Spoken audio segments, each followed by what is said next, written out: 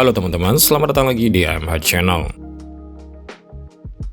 Fortuner atau Pajero Sport memang paling pas buat naik kelas. Tidak heran dua SUV ini sangat populer di Indonesia, bahkan tidak masalah keluaran tahun berapapun. Tapi kalau dibandingkan dengan SUV berikut ini, kami jamin teman-teman akan berpikir ulang. Karena dengan harga yang mirip, teman-teman sudah bisa naik kelas satu tingkat lagi ke big SUV premium 7-seater. Dan itu pun sudah berpenggerak 4-wheel drive atau all-wheel drive. Jadi sebelum memutuskan membeli Fortuner atau Pajero Sport jadul, coba pertimbangkan dulu dari SUV ini kalau niatnya hanya buat naikin gengsi.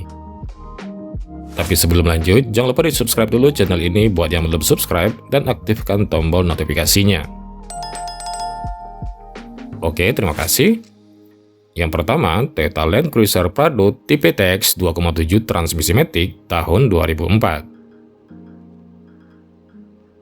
Dari namanya saja kita sudah tahu SUV ini berada di kelas apa. Land Cruiser adalah SUV paling premium yang pernah diluncurkan Toyota.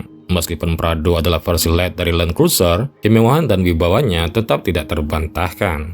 Prado 2004 ini adalah generasi ketiga dengan kode bodi J120. Hadir dari tahun 2002. Mobil ini merupakan karya studio desain Toyota ID2 di Prancis. Di Amerika Utara, mobil ini tidak termasuk dalam jajaran Land Cruiser, melainkan dijual dengan nama Lexus GX 470. Prado sendiri terdapat 3 tipe TX, tipe TZ, dan tipe TX G Selection. Sebenarnya, dia berada di kelas yang sama dengan Fortuner, tapi Prado berbeda garis keturunan. Dia adalah saudara kecil dari Land Cruiser, jadi soal gengsi tentunya Prado lebih tinggi dari Fortuner. Prado keluaran awal menggunakan mesin 3RZ-VE. Mesin lama ini ternyata cukup lemot dan boros. Sementara di varian facelift 2004, dia sudah menggunakan mesin 2TR-FE yang jauh lebih bertenaga, lebih irit dan lebih banyak persamaannya dengan Toyota lainnya. Tapi untuk harganya, dia jauh lebih tinggi. Jadi jangan heran kenapa tampangnya sama tapi harganya jauh berbeda. Sekarang kita bahas yang paling murah saja. Dia menggunakan mesin 3RZ-VE 2693 cc 4 silinder DHC EFI. Tenaganya 150 horsepower, torsinya 240 Nm, transmisinya matic 4 speed, dan dia berpenggerak 4-wheel drive. Konsumsi BBM-nya dalam kota sekitar 5-6 km per liter, kombinasi sekitar 7-8 km per liter, dan full tol bisa sekitar 9-10 km per liter. Fiturnya diantaranya adalah rem ABS plus EBD plus BA, all auto power window, electric retractable side mirror, height adjuster di kursi driver, speedometer Optitron, intermittent beeper yang bisa diatur interval waktunya, single airbag, tilt steering, MID yang lumayan lengkap, ada kompas, offset temperatur, jam digital, barometer, altimeter, rata-rata konsumsi BBM, dan jarak berkendara. Head unitnya sudah monitor, AC digital auto climate dual zone, konsol tengah yang sangat besar, height adjuster seat belt, sunroof yang cukup besar, vanity mirror dengan lampu kiri kanan, spion tengah dynamic view, tempat kacamata, armrest dengan cup holder di baris kedua, headrest baris kedua ada 3 buah, power outlet di baris ketiga, wiper belakang, kamera mundur, dan rem cakram depan belakang. Kelebihan Prado J120 ini tentu saja yang utama dari desain yang gagah dan mewah, berbeda kelas dari Fortuner atau Pajero Sport. Dengan harga yang semurah ini sudah bisa dapat SUV dari Toyota yang sudah berpenggerak 4-wheel drive. Soal mesin tentu saja sangat bandel dan minim perawatan. Dia juga super nyaman dan kedap, mirip Land Cruiser. Kabinnya juga jauh lebih lega dari Fortuner. Ini dibuktikan dari baris ketiga dan bagasinya yang sangat lapang. Kalau Fortuner malah terlalu sempit.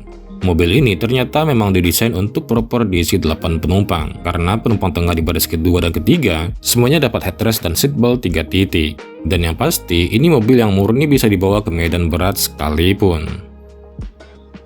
Kekurangannya, desain fascia depannya kurang menarik, malah lebih mirip karakter desain SUV India. Tenaganya juga kurang responsif, BBM-nya tergolong boros, persamaan partnya tidak banyak dengan Toyota lainnya. Kulit dashboardnya ternyata sudah banyak yang retak-retak.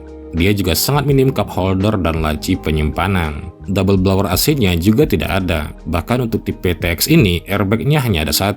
Dan pajaknya lebih mahal dari Fortuner. Sebenarnya kalau orientasinya naikin gengsi, nyari SUV yang 4-wheel drive, suka bawa penumpang full, atau nyari mobil yang kabinnya super lega, jelas Prado TX ini pilihan yang tepat. Tapi kalau masih mikirin BBM dan pajak, mending pilih Fortuner diesel saja. Karena harga Toyota Land Cruiser Prado TX 2,7 transmisi matic sendiri dengan kondisi terawat dan pajak aktif sekitar 220 juta rupiah dan pajaknya sekitar 4,8 juta rupiah.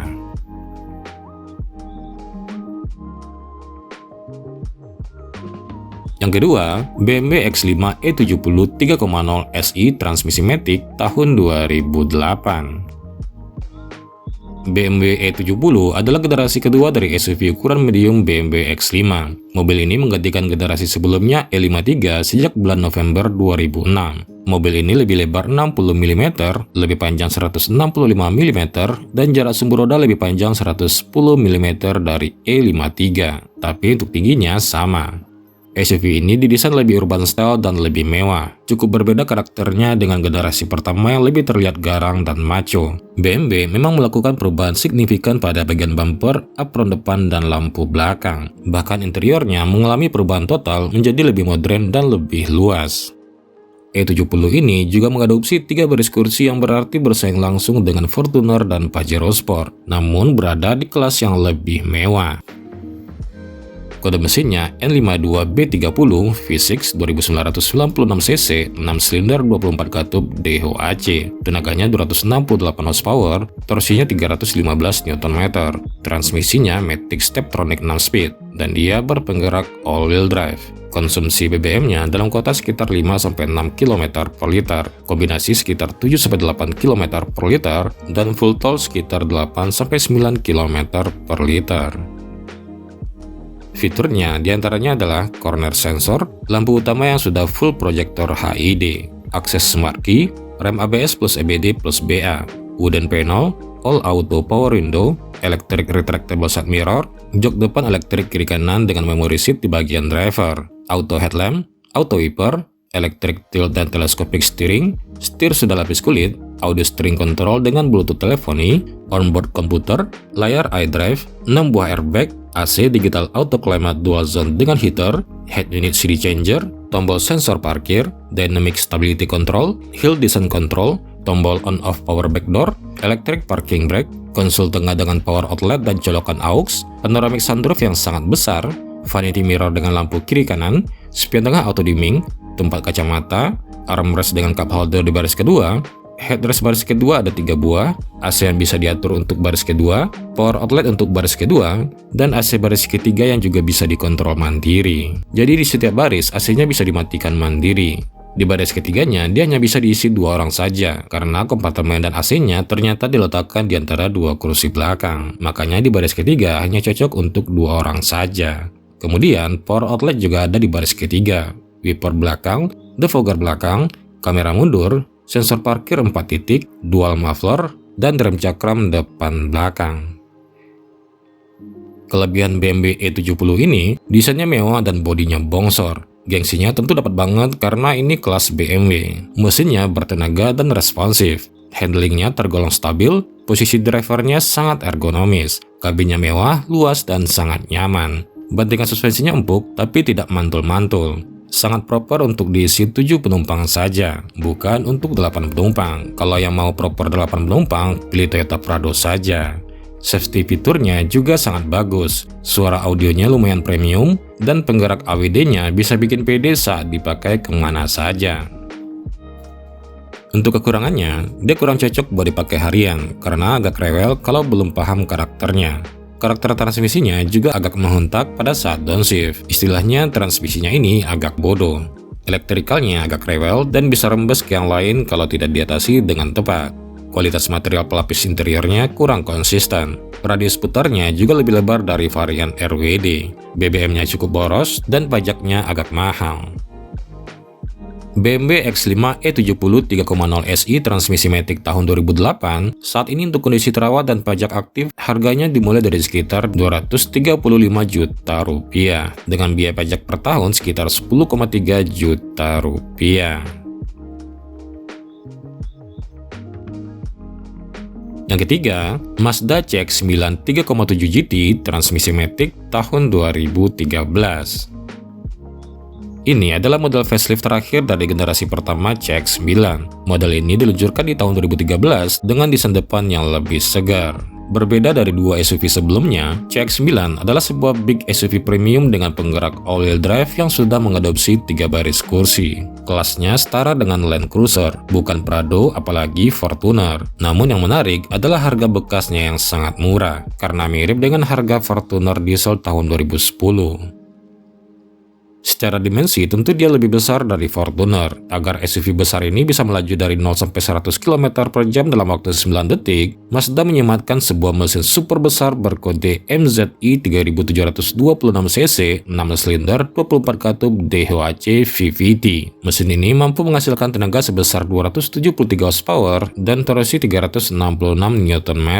Transmisinya matic Triptonic 6-speed dan dia berpenggerak all-wheel drive. Konsumsi BBM-nya dalam kota sekitar 5-6 km per liter, kombinasi sekitar 6-7 km per liter, dan full tol sekitar 8-9 km per liter.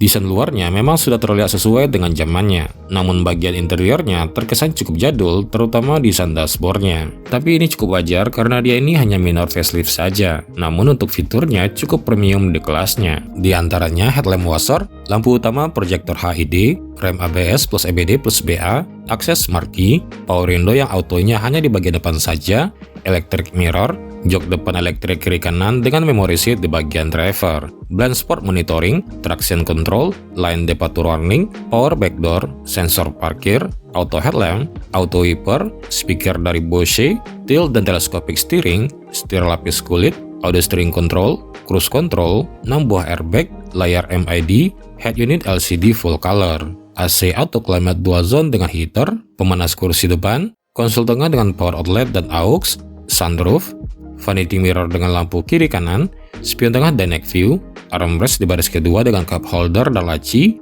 kursi sudah isofix, AC untuk baris kedua dengan pengaturan lengkap, power outlet di bagasi, wiper belakang, defogger belakang, kamera parkir, sensor parkir 4 titik, dual muffler, dan drive cakram depan belakang.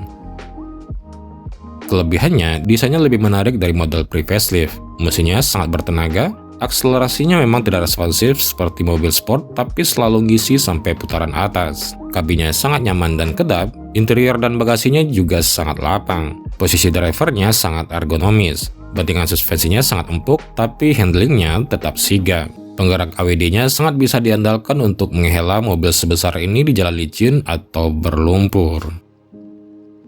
Untuk kekurangannya, interiornya kurang premium, kurang sesuai dengan kelasnya. Desain dashboardnya sudah jadul dan tidak pakai bahan soft touch. Fiturnya kurang canggih di kelasnya. Sistem alarm line departure warningnya kadang-kadang cukup mengganggu, karena akan selalu berbunyi saat kita pindah jalur, tapi alarmnya ini bisa dimatikan.